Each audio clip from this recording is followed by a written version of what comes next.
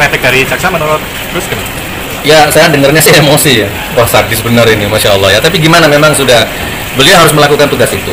Ya, nggak apa-apa. Nanti keputusan tetap ada di majelis dan ada di Allah Subhanahu Wa Taala. Mungkin poin sadisnya itu di mana, Gus? Ya, perasaan saya begitu. Jadi seolah-olah memang saya ini 100% salah, wajib salah, harus salah, pasti salah, dan harus ditahan 10 tahun dengan. Jadi kan sadis gitu, Masya Allah. Mari gunakan akal pikiran, gunakan akal sehat untuk melihat sesuatu.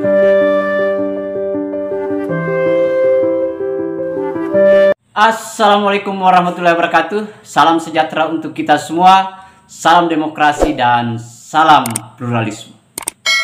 Oke, jumpa lagi di Sahabat Rahmat Channel.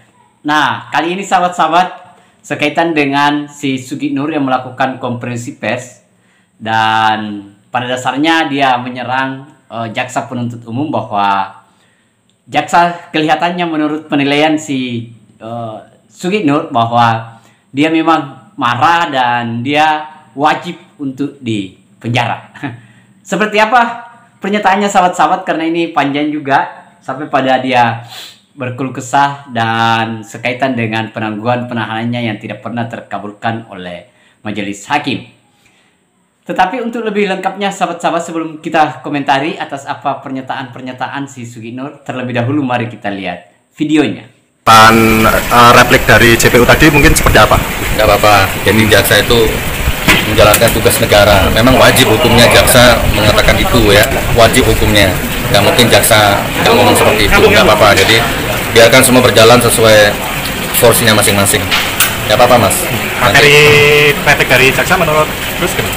Ya, saya dengarnya sih emosi ya. Wah, sadis benar ini, Masya Allah ya. Tapi gimana, memang sudah beliau harus melakukan tugas itu. Ya, nggak apa-apa. Nanti keputusan tetap ada di majelis dan ada di Allah Subhanahu Wa Taala. Mungkin poin sadisnya itu di mana, Gus? Ya, perasaan saya begitu. Jadi seolah-olah memang saya ini 100% salah, wajib salah, harus salah, pasti salah, dan harus ditahan 10 tahun dengan. Jadi kan sadis gitu, Masya Allah. Tapi menanggapi replik tersebut juga Anda berkeyakinan bahwa jenengan juga telah benar, gitu? Kenapa, Mas? Menanggapi replik dari JPU tadi. Oke, kenapa? Tetap berkeyakinan seperti apa mungkin? Kan sudah saya jelaskan tadi ya, sudah saya balas singkat tadi bahwa saya dengan Bambang Tri yang dicampur, nggak bisa. Saya hanya ngundang dia, dan itu sudah terjadi sejak 4,5 bulan yang lalu, kurang lebih seperti. Makanya gini, mumpung saya ingat ini ada Pak Polisi ya, Pak Listio Sigit ya, Pak Kapolri, mudah-mudahan ada nonton video ini ya. Bisa nggak video saya itu dikirim ke Pak Listio Sigit? Bisa, Pak Listio Sigit ya, Pak Kapolri, tolong ditertibkan lah ya anak buah bapak itu. Saya nggak nyalakan penyidik kok ya. Cuman memang di mata penyidik itu kan saya ini sudah penjahat bener gitu loh. Penyidik ya Pak Budi, mohonlah. Penyidik ya Baris Krim Nata 15, rubahlah sudut pandang Anda kepada saya. Saya ini bukan penjahat, bukan musuh negara ya.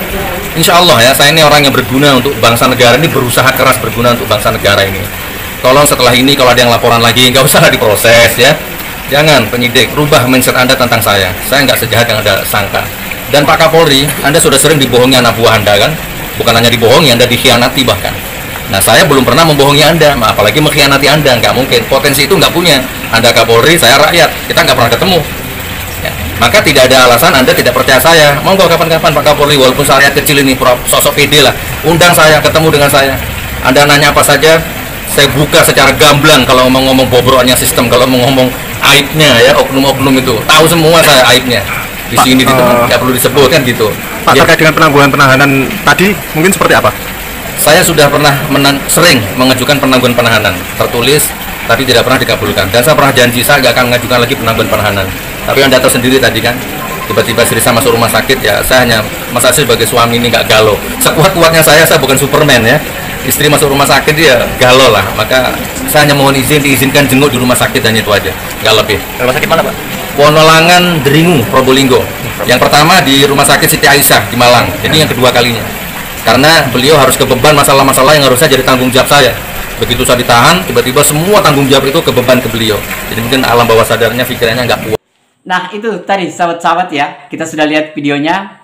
Kita harus juga menyampaikan lah secara fair ya, secara fair sekaitan dengan jaksa menuntut si Sugih Nur untuk didakwa tuntutan hukuman itu 10 tahun penjara. Itu yang sudah dibacakan berdasarkan tuntutan, kemudian di replik juga diperjelas bahwa tidak berubah, tetap pada tuntutan 10 tahun penjara. Nah, tetapi ini lagi-lagi si Sugitnur, pengacaranya juga menganggap bahwa ini kelewatan. Beberapa kasus besar saja itu tidak dituntut secara maksimal. Nah, tetapi harus dipastikan bahwa beda. Kasus yang dialami oleh si Sugitnur itu, yang pertama adalah tidak ada hal-hal yang bisa dianggap meringankan oleh jaksa penuntut umum, dan tidak ada sama sekali, dan jaksa juga menyampaikan bahwa si Sugitnur itu adalah residivis, dan ini sudah keempat kalinya, dan si Sugitnur itu tidak pernah taubat, sahabat-sahabat. Sehingga si jaksa itu menetapkan itu. Kalau misalnya dengan kasus-kasus yang lain mungkin agak-agak besar kelihatannya. Misalnya jaksa Pinantia itu berapa tahun itu? 4 tahun. Dia kan baru menjalankan itu, sahabat-sahabat. Tetapi kalau misalnya si Gus Nur kemudian Bambang Tri adalah kasus yang berulang-ulang dengan kasus yang sama, saya kira memang harus lebih berat lagi, sahabat-sahabat. Nah, saya sepakat dengan jaksa, seandainya misalnya baru kali ini dia melakukan dan dia berbuat kesalahan itu, walaupun dia tidak meminta maaf atau dia tidak punya bukti-bukti yang bisa dianggap meringankan kasusnya, pastilah jaksa akan memberikan tuntutan yang tidak maksimal karena baru. Tetapi ini kan betul-betul kelewatan, dan yang dia serang selama ini kita sudah tahu.